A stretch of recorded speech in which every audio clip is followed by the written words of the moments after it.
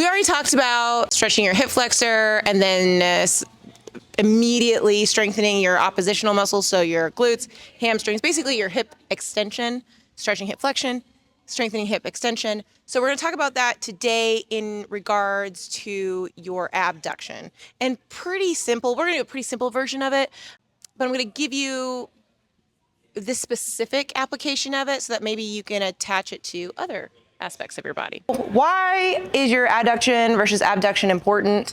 There's a lot of reasons. We've talked a little bit about it when it comes to squat mobility, but if you squat and you have poor abduction or not a lot of range in your abduction, it's going to be very difficult for you to get out of the bottom of a squat. If your adductors are incredibly tight, what will happen is your range of motion to get down might be limited or painful.